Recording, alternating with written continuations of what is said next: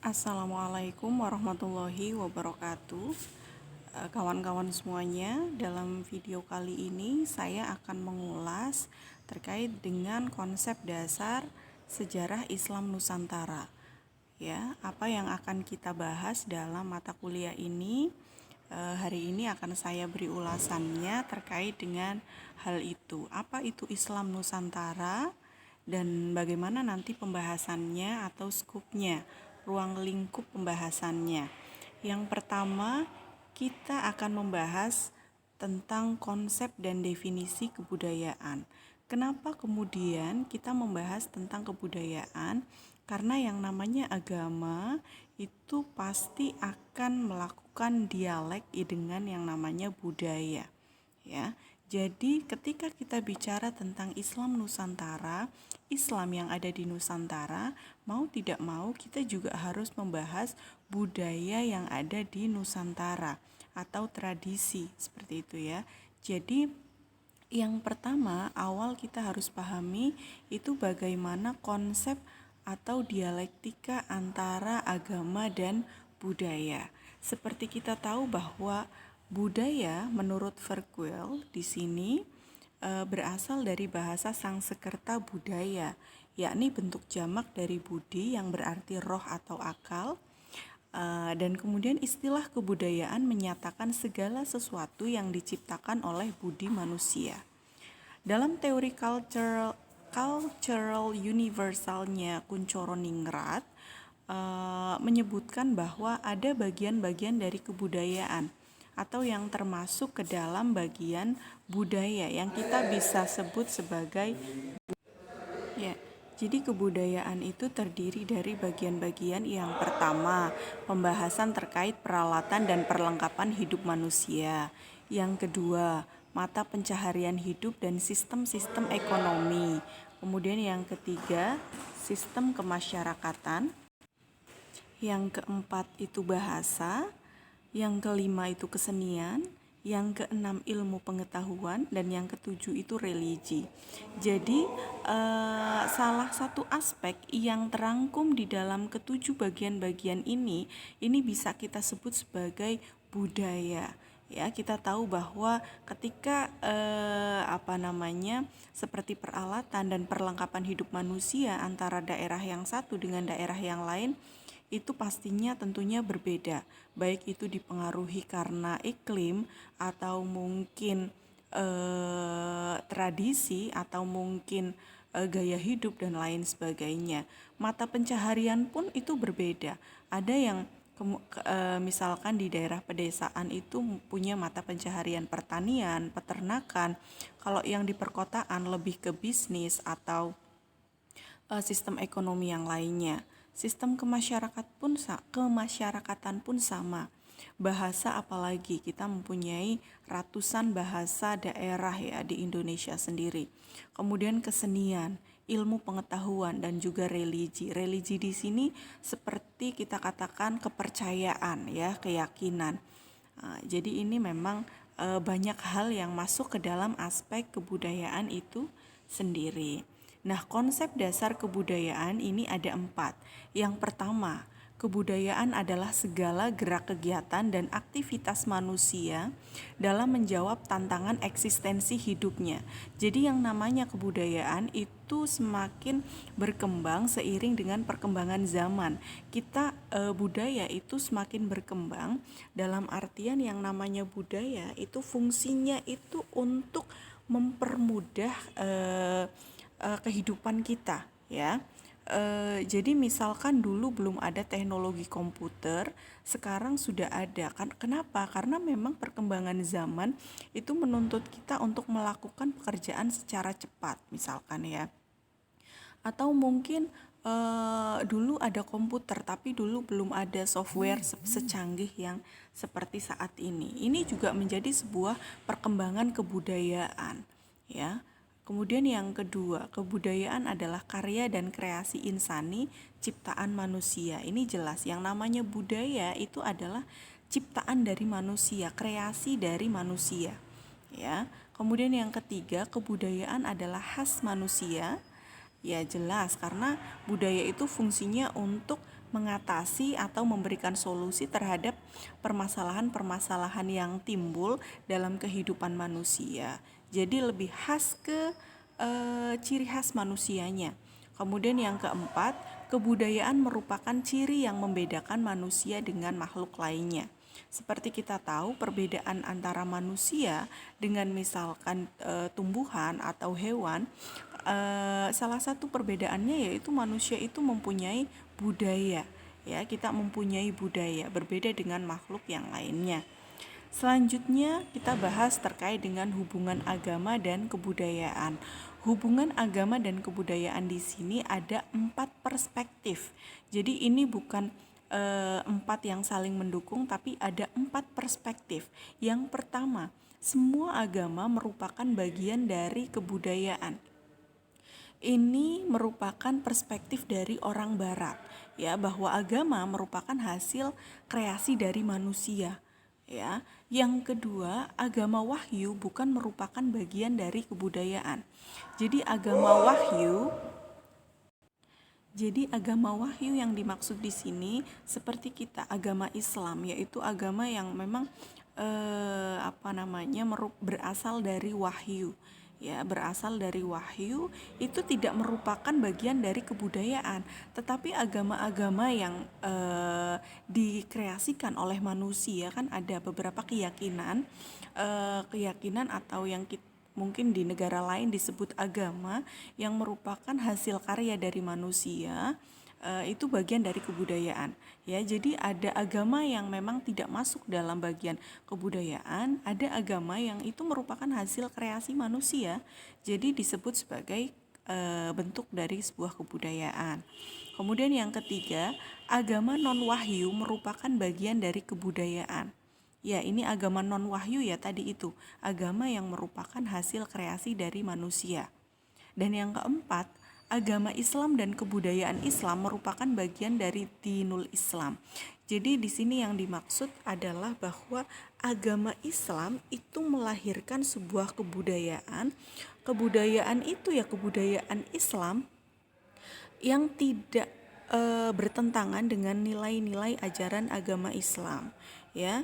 Jadi kalau ada kebudayaan yang itu bertentangan dengan nilai-nilai ajaran agama Islam, bisa kita pastikan bahwa kita tidak bisa mengkategorikan itu sebagai budaya Islam. Itu ya. Kemudian yang selanjutnya pembahasan terkait dengan kebudayaan Islam, yaitu keragaman dalam kesatuan. Kita tahu bahwa di Indonesia ini, di Nusantara ini terdapat pluralitas budaya Islam.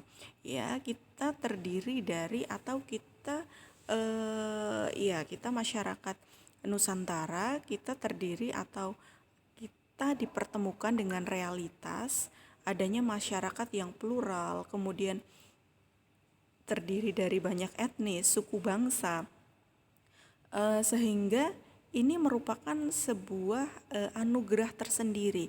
Kenapa kita katakan anugerah? Bahwa sebuah perbedaan itu intinya seperti pelangi, ya. Itu bisa memberikan keindahan, dan sebuah perbedaan itulah yang menuntut kita, mendorong kita untuk bisa memahami satu sama lain. Bayangkan kalau dalam satu negara ini semuanya sama, bahasanya sama, karakteristik masyarakatnya sama, budayanya sama, adatnya sama, tradisinya sama, akankah kita tertarik untuk melakukan atau berusaha untuk memahami kelompok yang lainnya? Akankah kita tertarik untuk pergi misalkan ke Kalimantan untuk sekedar melihat kebudayaan di sana atau melihat kekhasan daerah sana? Kan tidak. Ketika semuanya sudah sama, berarti kita tidak lagi ada rasa ingin mengenal satu sama lain. Inilah kemudian kelebihan dari sebuah kebudayaan yang berbeda, kebudayaan yang majemuk. Ini menuntut kita untuk saling memahami. Di sini kita bisa paham, ya, bahwa sebuah perbedaan itu tidak kemudian menjadikan sebuah konflik. Justru dengan perbedaan itulah kita dituntut untuk saling memahami satu sama lain. Nah, Kemudian ini juga kemudian menghasilkan dialektika antara Islam dan kebudayaan lokal. Karena dengan adanya pluralitas kebudayaan, maka ekspresi keberagamaan Islam di tiap-tiap daerah itu berbeda. Ini menghasilkan kebudayaan-kebudayaan lokal yang juga berbeda, begitu ya. Nah, ini untuk historical Islam Nusantara. Yang akan kita bahas atau paradigma kita dalam membahas Islam Nusantara ini begini.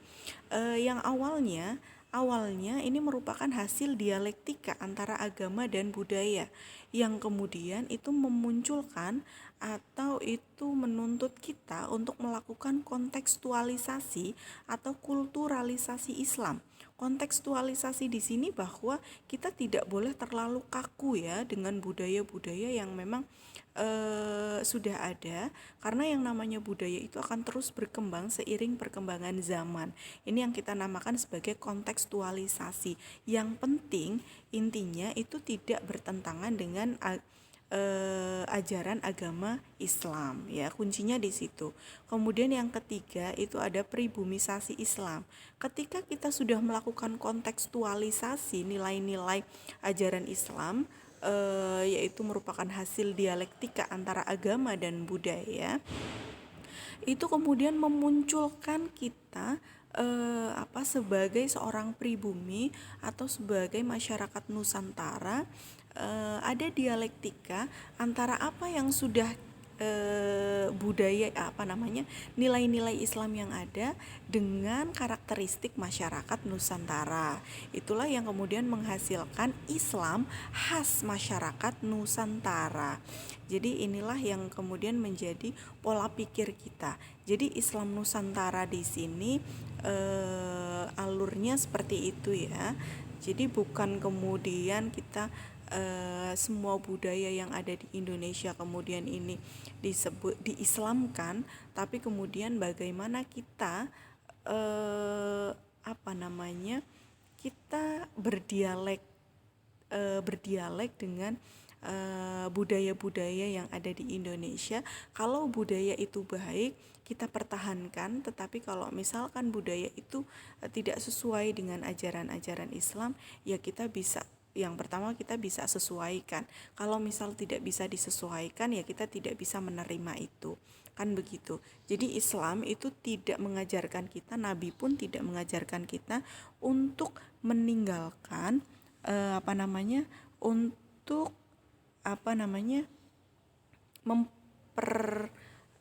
menghilangkan budaya-budaya yang misalkan sudah ada di suatu tempat ya, seperti di Nusantara ini tidak, tapi budaya-budaya yang baik itu tetap dipertahankan, tapi budaya-budaya yang kurang baik itu bisa disesuaikan atau mungkin dihilangkan begitu ya. Kemudian ini untuk definisi Islam Nusantara itu apa, Bu? Jadi memang definisi Islam Nusantara ini masih terdapat banyak konsepsi yang banyak konsep atau definisi dari para tokoh terkait dengan Islam Nusantara. Tapi ini saya ambil dari buku yang disusun oleh tim PWLBMNU Jawa Timur, yaitu bahwa Islam Nusantara adalah Islam Ahlus Sunnah wal Jamaah yang diamalkan, didakwahkan, dan dikembangkan sesuai karakteristik masyarakat dan budaya di bumi Nusantara oleh para pendakwahnya, yang diantara tujuannya untuk mengantisipasi dan membentengi umat dari paham radikalisme, liberalisme, Syiah, Wahabi, dan paham-paham lain yang tidak sejalan dengan Ahlus Sunnah wal Jamaah. Jadi secara tidak langsung Islam Nusantara itu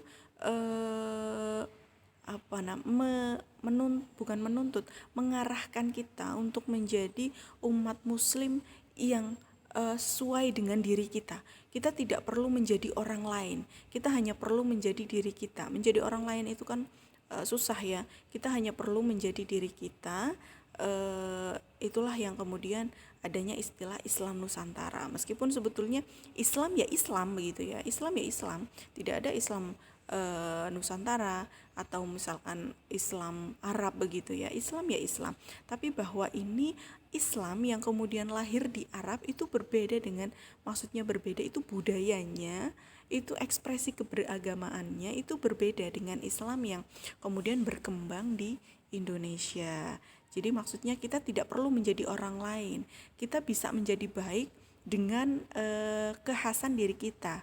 Ya, kita tidak bisa menjadi baik, kita tidak perlu misalkan kita orang melankolis, tapi misalkan kita kan bisa menjadi orang yang baik versi orang melankolis. Kita nggak perlu kemudian kita harus menjadi koleris, atau harus menjadi sanguin untuk bisa menjadi orang baik, kan tidak seperti itu ya. Kita hanya perlu menjadi diri kita. Selanjutnya, karakteristik Islam Nusantara itu ada 5. Yang pertama, kontekstual. Ini harus berkembang, maksudnya menyesuaikan dengan perkembangan zaman. Toleran, ini sudah pasti ya. Kemudian membebaskan, bahwa Islam itu tidak ada yang namanya misalkan membelenggu atau kemudian tidak memberikan hak yang sama kepada setiap manusia. Islam tidak seperti itu ya. Kita sama-sama dibebaskan untuk bisa mengekspresikan diri kita selagi itu sesuai dengan nilai-nilai ajaran Islam. Kemudian menghargai tradisi ya, kemudian progresif ini ya dinamis begitu ya. Nah, ini untuk epistemologinya itu menurut Ahmad Baso itu ada 2, yaitu Muhafazah dan Al-Aqs, dan yang kedua itu Islam Nusantara dan Maqasid Syariah. Ini ada beberapa penjelasannya ya. Jadi intinya yang namanya Islam Nusantara itu kita seperti misalkan menggunakan Maqasid Syariah, itu kan ada apa namanya, ketika kita menghukumi suatu tradisi atau misalkan uruf begitu ya, atau berdasarkan maslahah mursalah begitu, tapi tidak langsung dinisbatkan pada Al-Quran dan Sunnah, tapi ijma dan qiyas para ulama itu juga menjadi penting. Jadi disinilah kita dituntut untuk saling menghargai satu sama lain.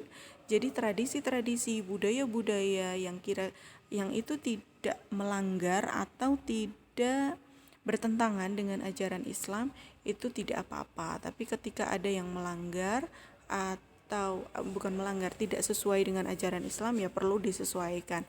Kalau tetap tidak bisa disesuaikan, ya harus dihilangkan, kan begitu. Jadi itu ulasan kita terkait dengan pengantar mata kuliah sejarah Islam Nusantara. Nanti untuk selanjutnya nanti kita bahas bagaimana perkembangan pemikiran fikih, kemudian tasawuf, torekot, itu juga bagian dari kebudayaan dalam hal ilmu pengetahuan atau mungkin artefak, kemudian sastra, itu juga bagian dari perkembangan. Jadi memang kita tidak menjelaskan keseluruhan dari 7 bagian kebudayaan yang tadi. Kita hanya membahas bagian-bagian terpenting saja dalam dalam poin-poin yang tadi sudah saya sampaikan. Demikian penjelasan dari saya, mudah-mudahan bermanfaat. Terima kasih. Wassalamualaikum warahmatullahi wabarakatuh.